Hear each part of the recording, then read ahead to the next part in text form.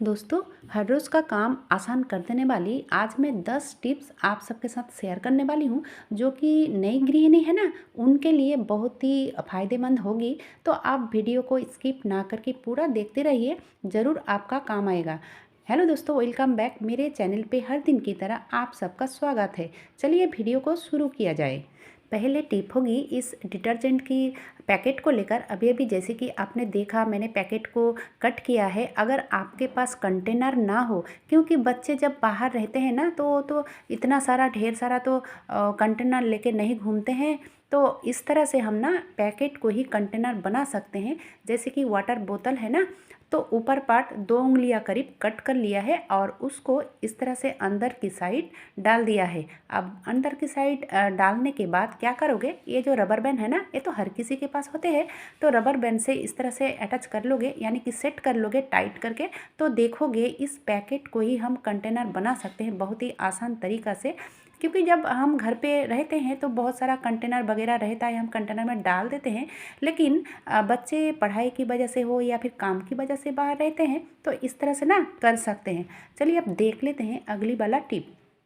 तो यहाँ पे मैंने लिया है मूंगफली। तो मूंगफली के जो छिलके होते हैं, इसको आसान तरीके से छुड़ाने के लिए ये टिप ज़रूर आजमा कर देखोगे, बहुत ही फ़ायदेमंद है। हम जब इस तरह से फ्राई करते हैं ना, तो कुछ सेकंड फ्राई करने के बाद अगर उंगलियां से इस तरह से पानी छिड़काओगे 1 या 2 बार, तो देखोगे इतना अच्छा से ये फ्राई होगा, यानी कि गर्म हो जाएगा। उसके बाद जब हम इसका छिलका को छुड़ाएंगे, तो ये ज़रा सा भी छिलका नहीं रहेगा, इतना अच्छा से ये छूट जाता है। ये प्रोसेस अगर करोगे, 2 बार करने से ही चलेगा। 2 बार पानी छिड़काओगे ना, तो बहुत अच्छा से और बहुत जल्दी काम हो बन जाता है।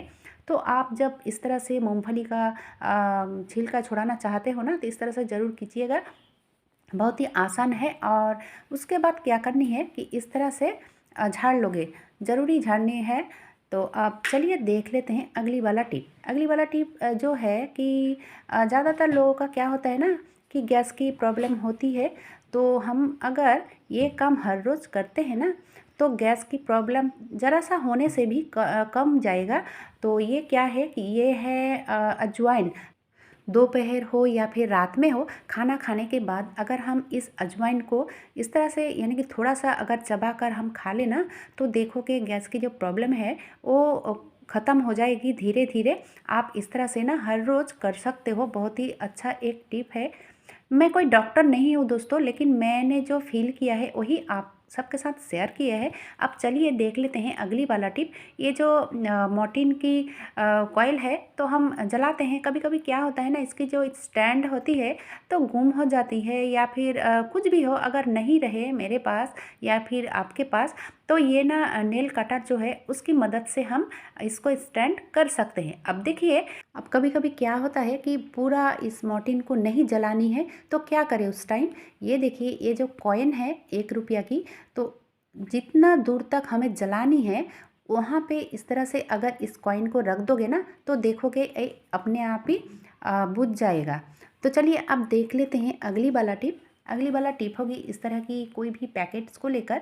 तो हम जब पैकेट खोलते हैं, तो खोलने के बाद जितना ज़रूरी होती है हम ले लेते हैं, और बाकी क्या करते हैं, इस तरह से इसको रख देते हैं रबर बैंड की मदद से। लेकिन दोस्तों, कुछ कुछ चीज़ें ऐसी होती है कि उसको रबर बैंड की मदद से नहीं रखना चाहिए।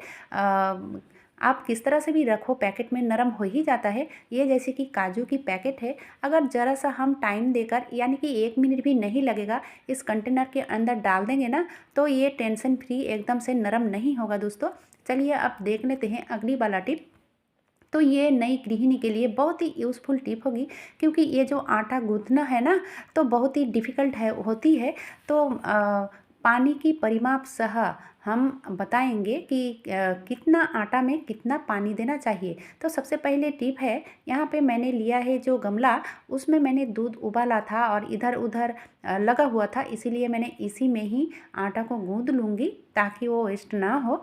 अब देखिए, 1 कटोरी आटा का लिए कितना पानी चाहिए, तो मैंने जिस कटोरी से आटा लिया था ना, उसी कटोरी का 1 कटोरी पानी भी लिया है। अब रोटी नरम अगर आपको खानी है, तो एक साथ पानी डालना नहीं है दोस्तों, थोड़ा थोड़ा पानी डालना है और इस तरह से अगर गूँथोगे ना तो रोटी इतना सॉफ्ट होगा कि आप इस तरह से बनाओगे तो आपका समझ में आ जाएगा। अब चलिए थोड़ा थोड़ा पानी देकर मैंने आटा तो गूँथ लिया है और इस तरह से ज़रूर थोड़ा सा टाइम लेकर गूँथोगे तो बहुत ही नरम और सॉफ्ट बनेगा ये रोटी। और ये आटा गूँथने के बाद ना 20 मिनट के लिए इसको छोड़ देना है और छोड़ देने से पहले थोड़ा सा ऑयल लगा दिया है मैंने। अब ऑयल लगाने के बाद इसको 20 मिनट के लिए रख देना है। अब चलिए पानी कितना लगा ये देखिए दोस्तों, 1 कटोरी आटा के लिए ना आधा कटोरी ही पानी लगेगी तो एकदम से परफेक्ट आटा गूँथना हो जाएगा। अब चलिए इस आटे का रोटी कैसा बनता है, मैं जिस तरह से आटा को गूँथा है इस तरह से अगर गूँथोगे ना तो आप हैरान रह जाओगे। अगर किसी के पास रोटी फूलता नहीं है या फिर सॉफ्ट नहीं होता है तो इस तरह से आटा गूँथोगे थोड़ा थोड़ा पानी देकर और 20 मिनट के लिए छोड़ दोगे ढककर। उसके बाद रोटी जब बनाओगे ना आपको इतना मज़ा आएगा कि आप खुद भी हैरान रह जाओगे कि इतना सॉफ्ट इतना फूला फूला रोटी भी हो सकता है। तो चलिए अब यहाँ पे एक मैं टिप देना चाहती हूँ कि कभी कभी क्या होता है ना रोटी तो तवे पे दे देते हैं लेकिन पहले वाला रोटी कभी कभी क्या होता है इसमें चिपक जाता है। तो क्यों चिपक जाता है वही अगर हमें समझ में आ जाए तो रोटी नहीं चिपकेगी। क्योंकि कभी कभी क्या होता है ना कि तवा ज़्यादा गर्म हो जाता है या फिर तवा बहुत पुरानी हो चुकी है इसीलिए भी रोटी चिपक जाता है।